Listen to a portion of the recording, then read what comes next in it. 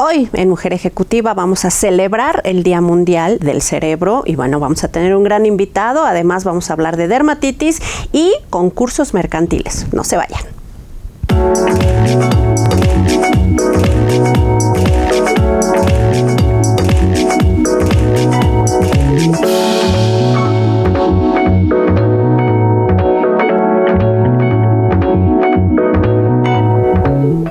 Bienvenidas y bienvenidos, por supuesto, a Mujer Ejecutiva, hoy con un gran programa y vamos a iniciar con una súper invitada. Ya saben, nuestro especial de abogados y en esta ocasión abogadas, cómo no. Está con nosotros Zulima González, que ella es socia del despacho Pérez Correa González. ¿Cómo estás, querida? Bienvenida. Muy bien, gracias y gracias por la invitación. Oye, pues estamos muy contentos porque siempre la representación femenina en el área legal es importante y tú eres un ejemplo clarísimo de ello y por eso quiero que nos platiques pues concursos mercantiles, que sí, que no y sobre todo a ver qué es.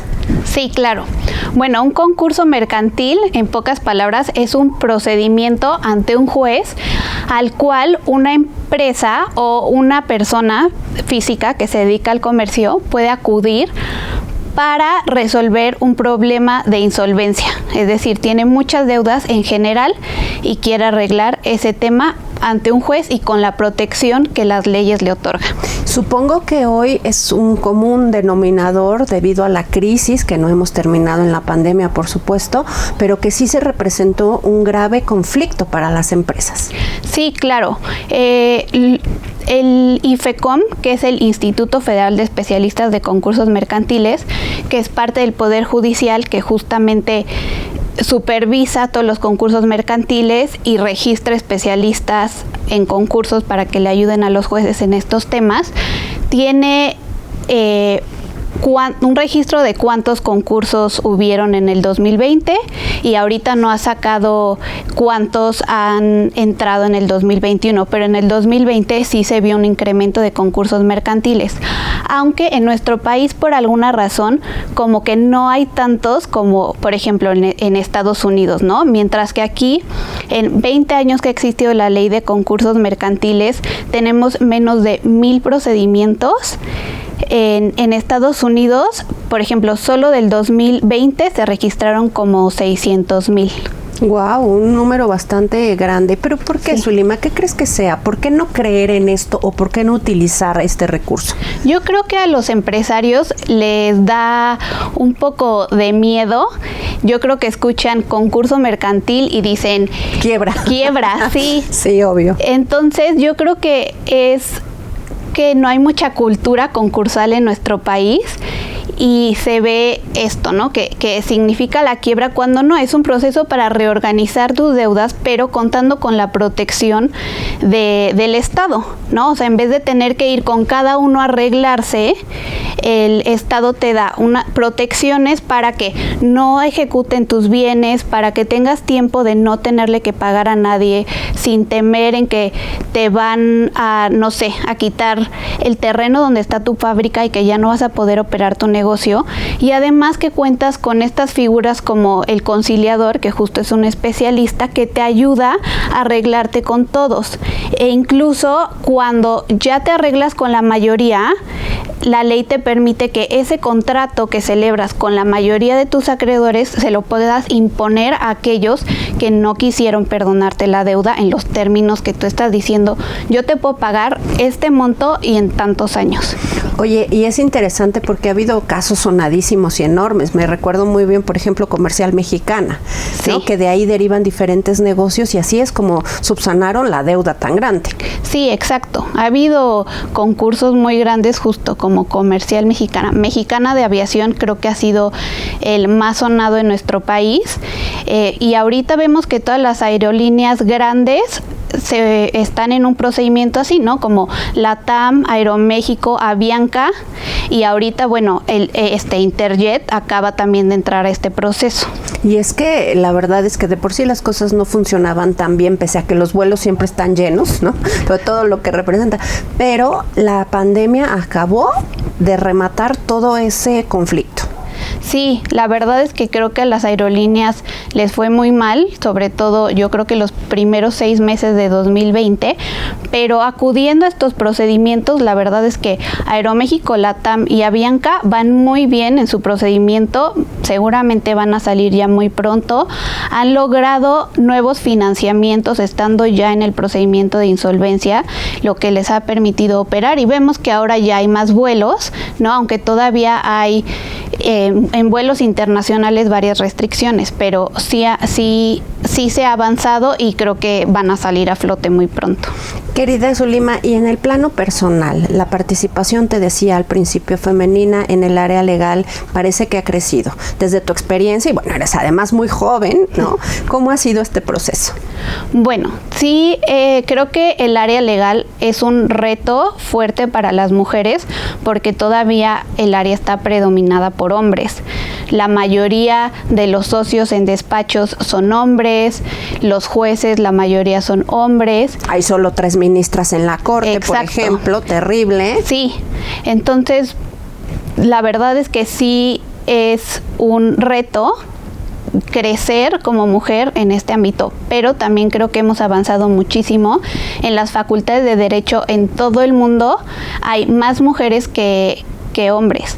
Sin embargo, yo creo que llega un punto en el que en nuestra carrera tenemos que escoger entre formar una familia y nuestra carrera. Y como todavía hay estas ideas, sobre todo sociales, de que la mujer es la que se encarga de la casa, de los hijos, entonces ahí como que llega un tope. Entonces ya no vemos a tantas mujeres en puestos de liderazgo y de poder.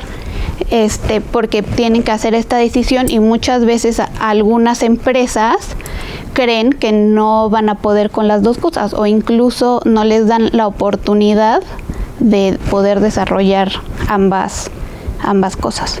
Oye, pero en tu caso, bien, eres una abogada distinguida, importante y que hace una buena labor abriendo puertas.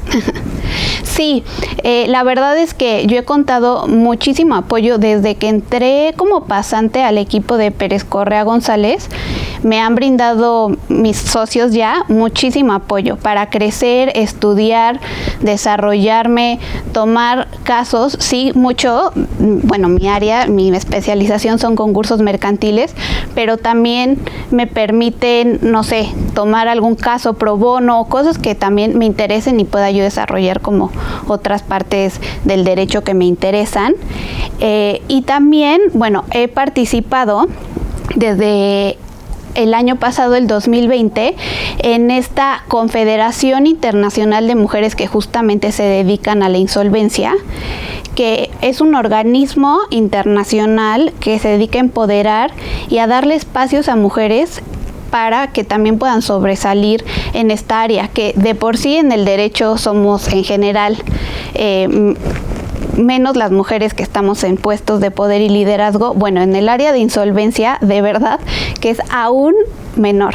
Y justo este organismo del que formo parte y soy la directora regional de México, se dedica a eso. Y bueno, ahorita yo formo parte de, se llama iWork, el de Latinoamérica, y justamente ahora vamos a abrir uno exclusivo para México para podernos enfocar en las mujeres mexicanas que se dedican a la insolvencia, no solo abogadas, también, no sé, contadoras, asesoras financieras que les interesa el tema y que necesitan también espacios para poderse desarrollar y dar a conocer. Buenísimo, pues muchas gracias por venir, felicidades por tu labor, sigue así. No, muchas gracias a ti.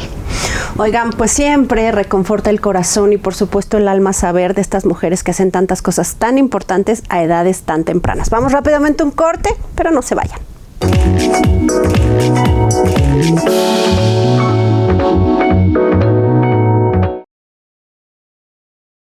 En la edición de julio de la revista Mundo Ejecutivo, presentamos en portada a Rodrigo Rojas Navarrete, titular del Consejo Nacional de Normalización y Certificación de Competencias Laborales, CONOCER, quien impulsa la certificación de competencias con especial atención a la población vulnerable para robustecer y mejorar el mercado laboral. En la edición de este mes también ofrecemos el ranking de los 50 mejores despachos de abogados en México, firmas que fortalecen el marco jurídico con ética para mejorar el tejido social. Los abogados hoy tienen más retos que el de desahogar la carga de trabajo jurídico que este gobierno ha puesto en marcha para marcar su sello sexenal, pues el país se enfrenta a un panorama con 94% de crímenes que quedan en la impunidad. Por ello, presentamos un especial editorial sobre el ámbito jurídico en voz de los expertos. En cuanto a la economía, Tomás Ehrenberg, director general de Grupo Financiero B por Más, analiza la recuperación de la banca con optimismo y adelanta un repunte en el crecimiento del crédito. El presidente de la Coparmex, José Medina Mora y Casa, escribe una exclusiva sobre la importancia de unir a Iberoamérica para disminuir la poca inversión en innovación, falta de políticas públicas estratégicas y la gran brecha digital. Además, en Mujer Ejecutiva, damos una vista al sector Femtech, donde la tecnología y el feminismo se encuentran. En adición de la economía digital, oportunidad para las mujeres emprendedoras. Consulta la edición digital de la revista Mundo Ejecutivo en nuestro sitio web o descarga el ejemplar completo en nuestras redes sociales.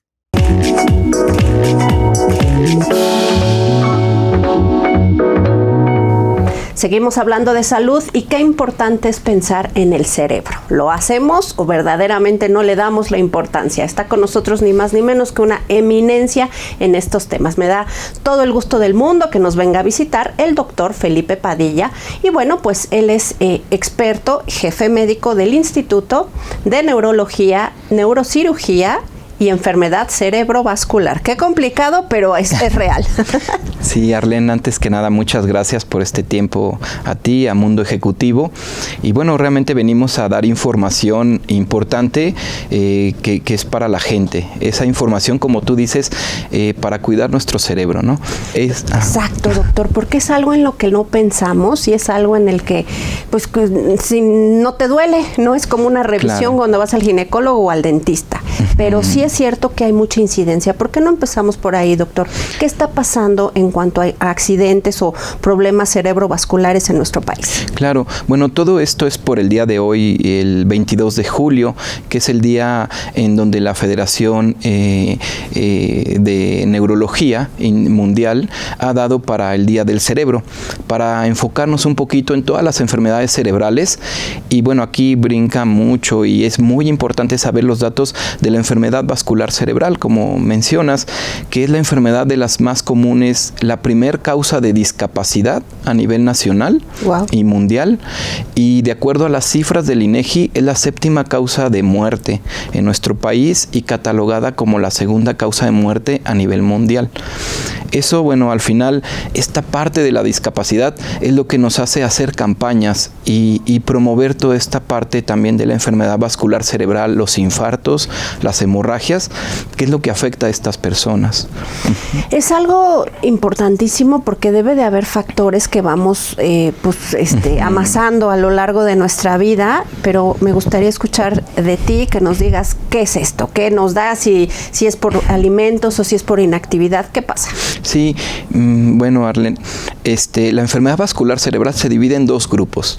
La hemorrágica, que son el derrame cerebral, que la gente lo conoce, y la isquémica, que es la embolia. La hemorrágica son esas personas que muchas veces tienen dolores de cabeza. Mucha gente tiene dolores de cabeza y a veces están asociados a enfermedades vasculares, como aneurismas o otras anomalías vasculares que pueden generar derrames. Y es importante aquí que las personas con dolor de cabeza se atiendan siempre para poder nosotros descartar que no vaya a tener algún problema en las arterias y genere un problema de este tipo. El otro tipo es la isquémica o la embolia conocida. Esto, bueno, normalmente afecta a personas mayores de 60 años. Todos tenemos en casa adultos mayores, todos queremos cuidarlos. Y finalmente, aquí sí vienen algunos factores de riesgo, como lo es el tabaquismo, la hipertensión, la diabetes, la edad, el antecedente familiar de haber tenido yo un familiar con un infarto de corazón, un infarto cerebral. Son causas que pueden detonar y generar este problema en la persona.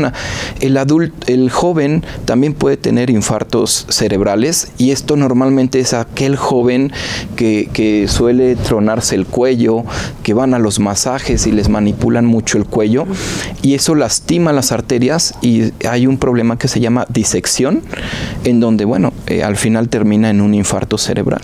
Doctor, ¿cuándo no es normal que te duela la cabeza? Porque yo he escuchado mucha gente, es que yo soy de dolor de cabeza, ¿no? Porque somos doctores todos, por supuesto, y nos diagnosticamos con facilidad.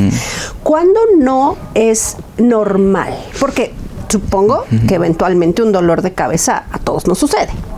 Claro, el dolor de cabeza, cuando es un dolor muchas veces asociado, el dolor de cabeza puede ser por muchas cosas, desde un problema de infección, estrés, que no comí bien, que estuve en el sol, pero cuando ya es un dolor repetitivo, un dolor constante, que ya me afecta 2, 3 veces por semana, un dolor que me incapacita, que realmente es un dolor muy fuerte, pues es un dolor de cabeza que tenemos que detectar. El dolor por hemorragia cerebral está catalogado como el peor dolor de cabeza de la vida de una persona. Si una persona de pronto, al estar caminando o haciendo una actividad cualquiera, que de pronto tiene un dolor súbito, que le duele mucho la cabeza, tenemos que descartar un derrame cerebral, una hemorragia. Nosotros tenemos una mnemotecnia, que aquí es lo más importante, que la gente desde su casa lo detecten. ¿Cómo lo van a detectar? Hay una mnemotecnia que se llama camaleón, el animalito verde. El camaleón es K de cara, ma de mano, le de lenguaje y on de acción. Okay. Esto significa, cuando la persona tiene una desviación de la cara, tiene debilidad en la mano o en la pierna y se altera el lenguaje, es momento de tomar acción. Es un momento en donde la persona tiene que llevar a su familiar a algún hospital para descartar un infarto, una hemorragia cerebral. Y esto es bien importante porque ante el infarto cerebral estamos corriendo contra el tiempo. El infarto cerebral cada segundo cuenta, cada segundo se mueren neuronas y son horas de pérdida de vida.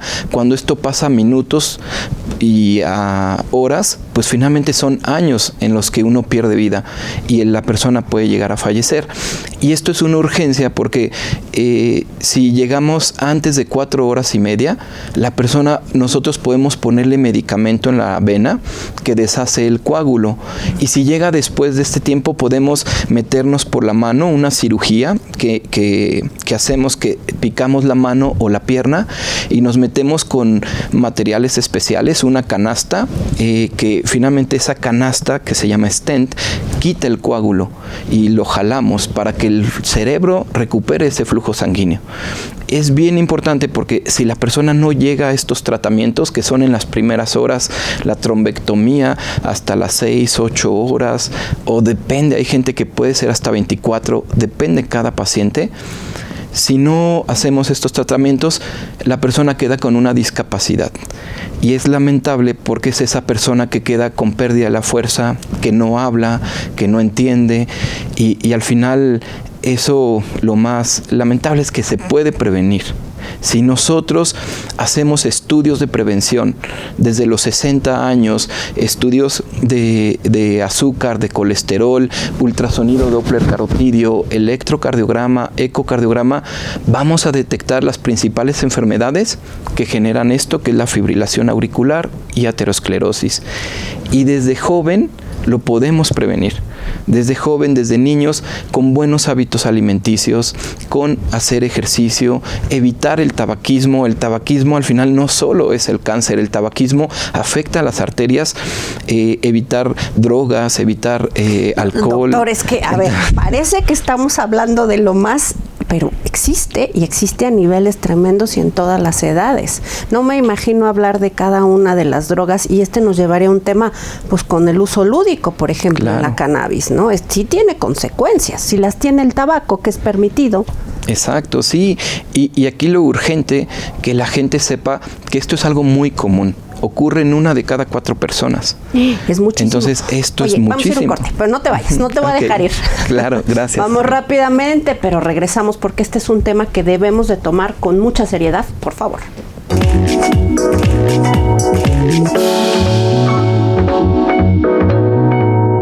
Desde hace 50 años, preserva, nutre y fortalece los folículos capilares, detiene la caída, promueve el nacimiento y acelera el crecimiento del cabello. Preserva, limpia a profundidad el cuero cabelludo, elimina el exceso de grasa y destapa los poros. Los resultados han sido positivos, fortaleciendo los folículos capilares débiles, resolviendo el problema desde la raíz. Preserva, un producto de laboratorios Pearville. Solicítalo ya en Mi Shop.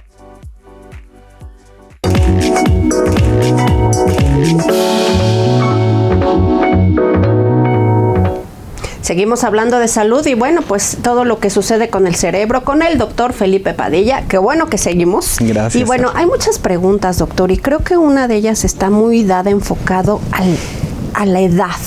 ¿Cuándo puede suceder? Hablabas de que puede ser en cualquier edad, pero ¿cuándo estamos más propensos a que esto suceda?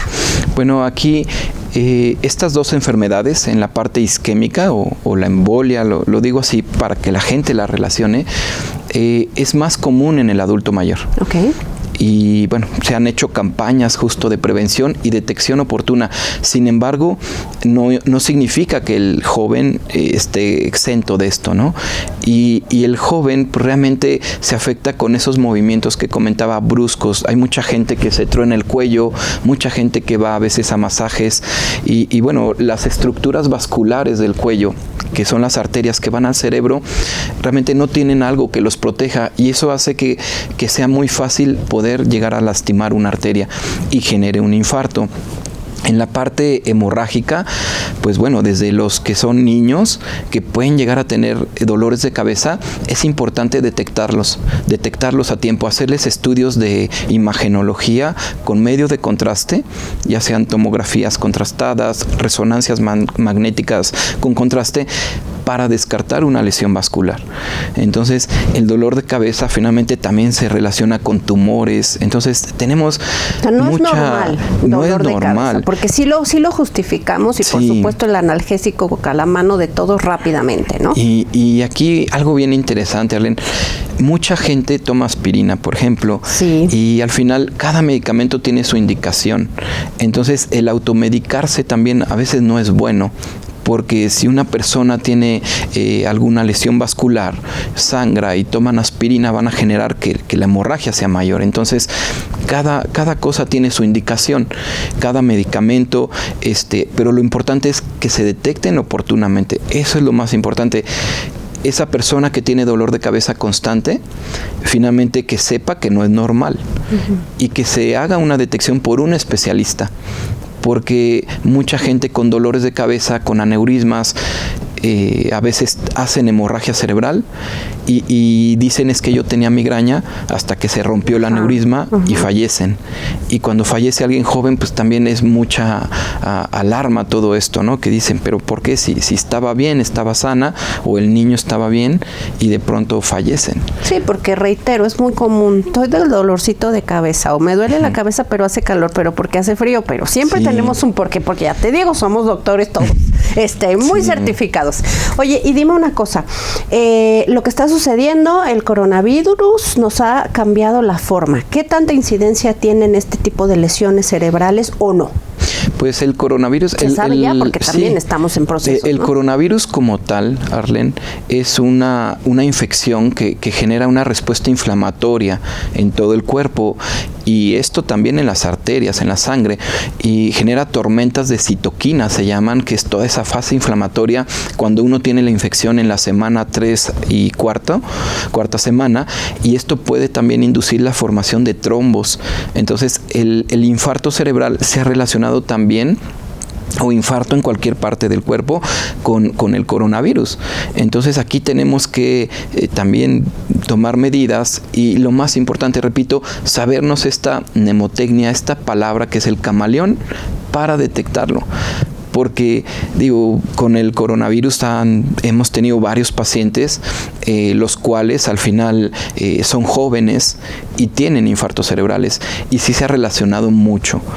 Entonces sí es algo bien importante que la gente lo sepa. Al final el coronavirus no solo es el problema pulmonar, sino también todo el problema cerebral que puede llegar a tener el mismo coronavirus. Es importante estar atentos a todos los síntomas, por supuesto, y ¿por qué no repetimos el camaleón? Claro, bueno, el camaleón, repito, es K de cara, M de mano, lee de lenguaje y on de acción. Esto es, cuando la cara se desvía, la mano o la pierna pierden fuerza, el lenguaje se altera, es momento de tomar acción, tomar el teléfono y acudir a un hospital de manera inmediata. Y estos datos creo que son los más importantes, es el mensaje más importante. Si llegan a tiempo, la posibilidad de ofrecer un tratamiento es alta. La cuestión es de que muchas veces cuando la persona le pasa esto, a veces dicen se enojó y por eso no quiere hablar, ¿no? Y la llevan hasta el otro día cuando ven que pues, no está enojado y sigue sin hablar. Entonces, a veces uno pasa por alto estos síntomas, que son síntomas que cualquier persona puede detectarlo en casa. Cualquier persona finalmente va a ser el primer contacto con los demás. Y si aquí nosotros no aprendemos a esos datos de alarma, tomar este aviso, va a ser difícil que el médico, por muy bueno que sea, pueda ayudarle a un paciente. Claro, porque lo que hablabas justo es que el tiempo es indispensable. Puede ser salvar la vida o perderla. Claro, sí, y más en gente joven. Cuando es gente joven la que tiene este problema, en un infarto cerebral, el cerebro finalmente sufre más cuando el cerebro se inflama, a diferencia de un adulto mayor, en donde el cerebro ha tenido atrofia, se va haciendo chiquito, y cuando tienen zonas de infarto, el cerebro se inflama, pero la persona lo tolera, pero la deja con discapacidad. ¿Existen en verdad un tipo de alimentación, algo que se necesite para el cerebro específicamente, o debe de ser algo general? Eso por un lado. Y por el otro, cero tabaco y, a ver, el alcohol. Porque estamos hablando de sustancias permitidas, socialmente aceptadas, y que si dejamos de lado los psicotrópicos y las drogas duras, ¿no? Que eso me queda claro que tienen un resultado sobre el cerebro. Pero ¿qué hablamos del alcohol y la alimentación? Sí, bueno, la alimentación es muy importante, porque al final la alimentación, lo que yo como padre de familia coma en mi casa, es lo que le voy a enseñar a mis hijos. Y al final el niño aprende con eso, sabiendo que eso se debe comer. Esto es, si yo aprendo y le enseño a mi familia a comer frituras, a comer pan, a comer pues mal, finalmente mucha grasa, ese pequeño niño cuando sea adulto va a ser igual. Se recomienda mucho el omega, lo que es el consumo, por ejemplo, de pescado, salmón, ese tipo de alimentos al final ayudan a mejorar el HDL, que es el colesterol bueno, y evitar la aterosclerosis. El hacer ejercicio, por ejemplo, también mejora las concentraciones de colesterol, y el ejercicio nos ayuda también, por ejemplo, a disminuir la ansiedad en la persona. Y esta parte de salud mental, que es otro tema también tan importante, y que hoy en día con todo esto de la pandemia ha generado cierto descontrol. Con el ejercicio también aprendemos a controlar un poquito esa ansiedad y al final nos ayuda. Y además exámenes, estudios en donde yo confirme que estoy bien, prevención, porque hay gente que tiene alteración en el metabolismo del colesterol y comen muy bien, pero lo tienen muy alto. Entonces, pero no te voy a dejar otra vez, vamos a ir a un recorte otra vez, pero sí tenemos que seguir hablando de esto, temas que se quedan en el tintero. No se vayan, por favor, regresamos de volada.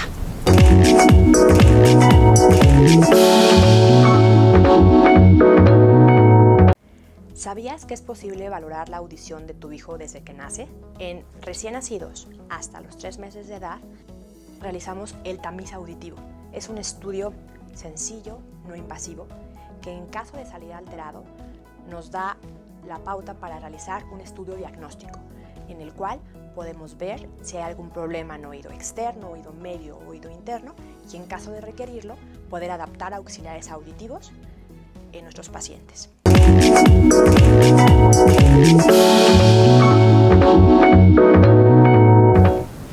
Seguimos hablando de la salud cerebrovascular, ¿por qué no? Y está con nosotros el doctor Felipe Padilla, una eminencia de los más destacados de nuestro país, y por eso nos engalana y agradecemos profundamente esta visita.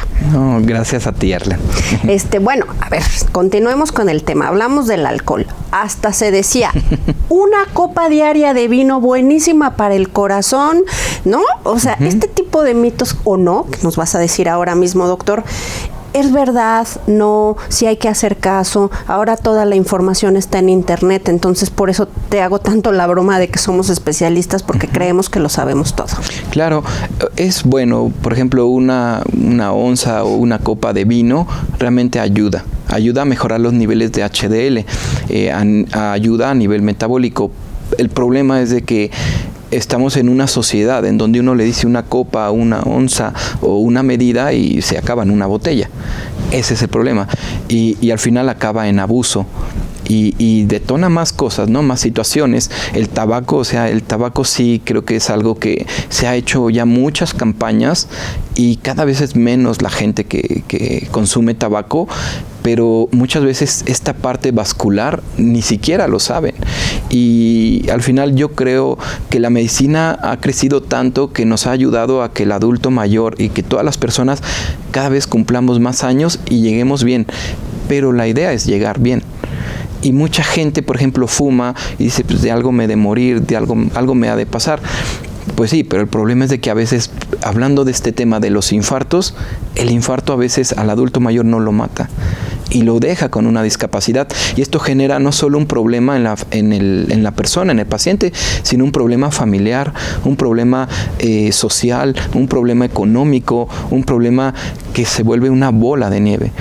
Y aquí yo insisto siempre mucho en la prevención de los síntomas, el que la persona empiece a tener conciencia del cuidado de su cerebro, va a hacer que la persona se haga estudios específicos para buscar aterosclerosis, fibrilación auricular o enfermedades de este tipo, y eviten llegar a un infarto, que es lo más importante, o eviten llegar a una hemorragia si tienen muchos dolores de cabeza, que empiecen a tener una alimentación más balanceada, una mejor alimentación para evitar enfermedades crónicas como diabetes e hipertensión, y el ejercicio, que evitando esas enfermedades que se hace siempre tanto hincapié, pues también uno trata y empieza a evitar las enfermedades vasculares a largo plazo. Claro, que además una cosa lleva a millones más. Oye, y algo que considero importante que nos platiques es la cuestión mental en cuanto a lo emocional, esa conexión que hay, el estrés que nos lleva a tantas cosas también tan complicadas. Claro, bueno, hablar de salud mental es también todo un tema, o sea, en donde finalmente la parte de psiquiatría, acá en el INESEP está la parte de psiquiatría, y bueno, ellos finalmente también hacen campañas de toda esta parte de salud mental, en donde, se hace mucho hincapié en la depresión, en la ansiedad.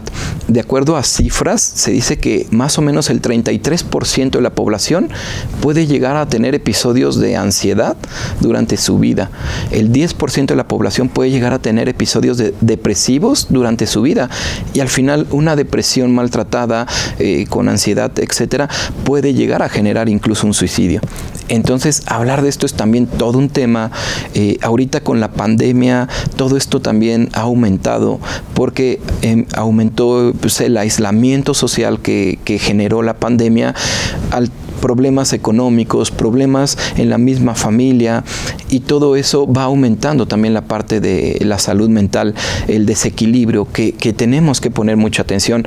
Al final el sentirse triste, el sentirse ansioso no es malo, pero tienen que buscar una atención adecuada, en donde las partes de psiquiatría, de psicología, finalmente tienen que apoyar ahí a la persona para que la persona pueda obtener un tratamiento y tenga un buen desarrollo social. Buenísimo. Ya nos vamos, pero antes de esto quiero que te dirijas a la audiencia, que les des un mensaje súper importante de que hay que cuidarse y, por supuesto, dónde te localizamos. Claro que sí. Bueno, a la audiencia yo nuevamente agradezco a ustedes por este tiempo, a Arlene realmente por esta oportunidad, a Mundo Ejecutivo, y el mensaje que yo quiero dejarles es ese cuidado. Tenemos que aprender en cuanto a la enfermedad vascular cerebral a detectarla. Y eso está en manos de ustedes. Realmente recuerden el camaleón K de cara, mano, lenguaje. Cuando se afecte la cara, la mano y la pierna pierdan fuerza y el lenguaje se altera, es un infarto hasta no demostrar lo contrario. Y al final ustedes son quienes lo van a detectar.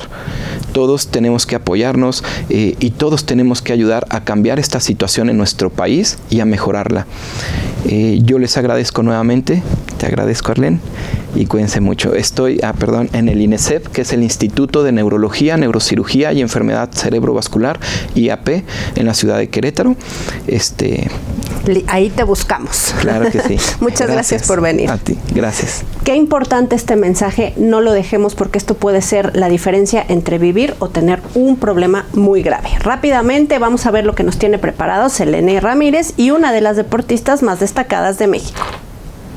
Originaria de San Luis Potosí, Paola Longoria comenzó en el mundo del deporte a los 8 años de edad. En aquel momento, asistió a un campamento donde impartían clases de deportes con raqueta. Ahí descubrió al que se convertiría en su gran pasión, el racquetball. Para los 11 años, Longoria ya había conseguido su primera medalla, un bronce que obtuvo en el torneo de Orlando. A los 17 años, migra a Estados Unidos para continuar con su desarrollo profesional. La deportista mexicana ha sido 10 veces medallista en los Juegos de Oro Centroamericanos y del Caribe, en Cartagena de Indias 2006, Mayagüez 2010, Veracruz 2014 y Barranquilla 2018. De hecho, es en los Juegos Centroamericanos y del Caribe donde Paola ganó la medalla de oro individual femenino en 4 ocasiones consecutivas. Además, ha logrado el mayor récord de competencias invictas de racquetball en el mundo. La lista de logros sigue. Fue triple medallista de oro en los 16º Juegos Panamericanos de 2011 en Guadalajara. También obtuvo el primer puesto durante las temporadas 2008-2009 y 2009-2010 del Women's Professional Racquetball Organization.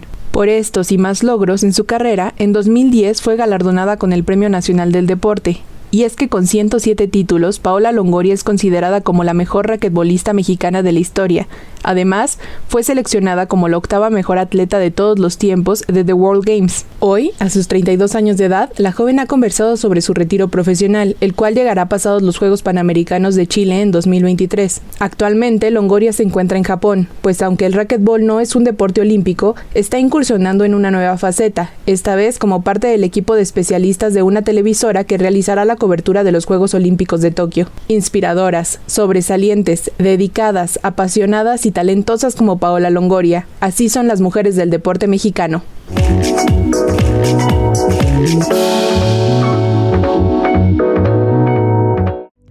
Ver huecos en tu cabeza o cabellos tirados por todos lados es una sensación angustiante.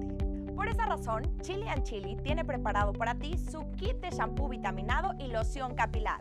Este producto ha sido pensado para su uso diario. Entra ya a Mi Shop y obtén un 15% de descuento.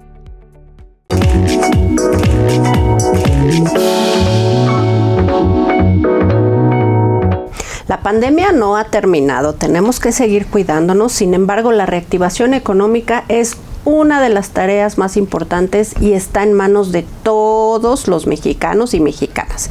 Y bueno, pues en función de eso pensamos en los eventos. Y por eso trajimos a nuestro súper experto en todos los temas de relaciones públicas y marketing para hablar de eventos híbridos. Está con nosotros Ignacio Serna, por supuesto, el CEO de Serna Group. Querido mío, eventos.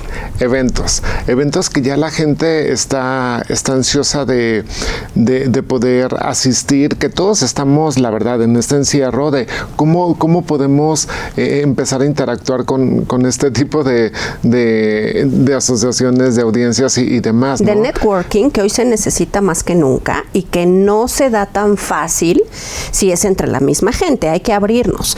Pero también, Nacho, es un momento complicado. Yo no sé por qué el mundo piensa que ya estamos muy bien y no lo estamos, ¿no? Entonces hay que ser cuidadosos. Y es que sabes que ante la confianza que genera el ya estoy vacunado, ya estoy vacunada, y entonces sí ya puedo salir y puedo desprotegerme y todo eso. No. A ver, sigamos con todas las restricciones sanitarias, porque es un hecho, seguimos en pandemia, y no solamente en México, a nivel mundial estamos en pandemia. Entonces sí tenemos que tener todos esos cuidados, y sí, podemos estar en eventos, podemos reactivar la economía visitando algunos sitios en donde producimos esta derrama económica y todo, pero también lo podemos hacer de forma muy híbrida, como bien lo comentabas, en donde los publirelacionistas la gente que nos dedicamos a la mercadotecnia y tenemos esta necesidad por nuestros clientes o por nuestro eje de trabajo en empezar a generar estos eventos. ¿Cómo podemos hacerlo? Cuidándonos. Sí, podemos hacerlo haciendo eventos presenciales, pero petit y muy bien cuidados con todas las restricciones sanitarias. ¿Qué es lo que nosotros hacemos, por ejemplo, en Cerna? Porque ya nos empezaron a pedir que la conferencia de prensa, presentación de marcas y todo esto, sí proponemos mucho el evento híbrido. Hacemos una selección que es muy difícil a veces, de a quienes podemos convocar presencialmente y pueden tener esta experiencia presencial. Pero hay que encargarnos que también la otra audiencia que no puede asistir por cuestión de no generar este tumulto, lo pueda experimentar de forma virtual, y podemos generar también esa muy buena experiencia. ¿De qué nos debemos de encargar? De transmitir correctamente el mensaje cuando tanto a los que vienen presenciales como a los que están detrás de un dispositivo móvil o de su ordenador, ¿no? Oye, y definitivamente ya se van a quedar así. ¿Qué opinas? ¿Ese es el futuro, Nacho? Hoy esto ya es algo que se va a convertir en una práctica recurrente. Yo definitivamente sí lo veo, porque también sabes que eso nos ha permitido mucho el podernos conectar a los que estamos, a la audiencia que estamos convocando virtualmente, de poderlo convocar a los que no están en el sitio en donde estamos realizando un evento. Podemos tener muchísimo mayor alcance, y en cuestión un poco más social, digamos una boda y todo esto que también se hacen híbridos, incluso de algunos otros países que no pueden viajar o por alguna condición que no pueden salir de casa, los puedes hacer partícipe de tu evento. Entonces yo sí veo una tendencia que llegó para quedarse. Definitivamente como que a la gente le gusta un poquito más, y es bien rico el poderse arreglar, perfumar para salir, todo eso, pues arréglate igual para aunque estés en tu casa. El evento, ¿no? Oye, ¿y qué hacia dónde va y si se valen los protocolos? O sea, independientemente de la temperatura, además que esas cosas, bueno, ya son el gel y demás. Pero me tocó ir a un lugar en donde no te dejan entrar si no te hacen una prueba de antígenos. Y entonces te la hacen y pues sí, y me impactó que había alguien, fuimos a hacer una entrevista, el staff subió perfecto y después había alguien que salió positivo de coronavirus. Acto seguido, por supuesto que no lo dejaron entrar. ¿Se vale o no se vale, Nacho? Yo creo que depende de los protocolos de cada quien y cómo lo estás haciendo. ¿Qué es lo que hacemos nosotros? A ver, a todos los asistentes no los podemos obligar a realizarse una prueba. Si eres un invitado, digamos una conferencia de prensa, yo sugiero no más de 20 medios, y en donde los vas a poner en mesas grandes, no más de 3 personas con sana distancia y todos perfectamente desinfectados, eso sí, desde la entrada, y lo tenemos que hacer y tenemos que cooperar. La recomendación de si te puedes retirar el cubrebocas solamente para tomar alimentos o bebidas, y te lo vuelves a colocar, uso de gel, que siempre se les proporciona, todo ese tipo de cuestiones. A quienes nosotros sí les realizamos prueba antes del evento es a todo el staff, y no solamente a los que están en atención, sino los que están también en operativo, los que están en cocina, incluso preparando alimentos y todo eso, si les pedimos, si les realizamos nosotros una prueba, es por seguridad de ellos mismos, de nuestro propio staff y de los invitados. Ahí sí, a los invitados, algunos sí se pueden sentir como un poco más incómodos. Que existen también algunos métodos para poder detectar cuál es tu tema en cuanto a la salud. Le haces algunas preguntas que son clave. ¿Cómo te has sentido últimamente? Si el tema de la temperatura, has estado en contacto con gente que ha dado positivo en la última semana, todo este tipo de cuestiones, y ya nos ayuda también a hacer un filtro, ¿sabes? Que también hay responsabilidad personal, Nacho. Totalmente. O sea, también tenemos, sí, porque hay que dejar de ser irresponsables y hay que estar certeros en que debemos de ayudarnos y de no seguir propagando esto, porque si no, nunca se va a acabar. Pero bueno, eso de esa parte de sí o no estos protocolos me gusta escucharlo, porque también creo que es responsabilidad de las empresas cuando hacen los eventos o incluso los particulares, pues establecer métodos, ¿no? Sí, definitivamente. Y a ver, en algunas otras ocasiones, cuando son eventos sociales, sí se sugiere y sí se solicita una prueba. aguas, ya viene un tema totalmente distinto. En una conferencia de prensa, en un evento corporativo de marca, tienes invitados que son periodistas, influencers, líderes de opinión, todo esto, no los puedes obligar. Hay un tema muy sensible. Cuando son invitados que son un poco más personales a una reunión social, sí se los puede solicitar y de la forma más amorosa y respetuosa del mundo, en donde también están compartiendo un espacio contigo para algo más emotivo. Entonces cambia un poco el speech y sí se presta. Y algo de lo que sí podemos incluir a toda la gente que no puede estar presencialmente con este tipo de experiencias virtuales. Entonces, y no se trata solamente de, sí, voy a encender la cámara y voy a mandar una transmisión de video. Genérales una experiencia rica, ponles unas cortinillas, ponles musiquita de ambiente en lo que va a empezar, no los dejes todo el evento también para que no se sientan de, híjole, sí, pero es que yo no estoy comiendo eso, ya sabes, como ese tipo de cuestiones. Convócalos solamente al evento medular. Entonces ya no los tienes también tanto tiempo esperando, tanto tiempo frente a una pantalla y todo este tipo de cuestiones. Y lo puedes hacer todavía un poquito más sensible. Mándales un detallito, mándales su desayunito, su comida, y entonces es de, aquí hay unos presenciales, sí estamos en un desayuno y a ti te está llegando también tu desayuno. Entonces lo puedes hacer de forma rica y eso lo puedes hacer en toda la República Mexicana, incluso en algunos otros países. Entonces todos estamos conectados y generando experiencias en el mismo sentido. Qué importante. Gracias, nos vemos la próxima semana. Seguro que sí, muchas gracias. Oigan, rápidamente ya nos vamos. Muchas gracias por estar y bueno, esperamos sus comentarios y por supuesto nos vemos en redes sociales, 168 de Total Play, 76 de Easy también. Soy Arlen Muñoz. Nos vemos en la próxima.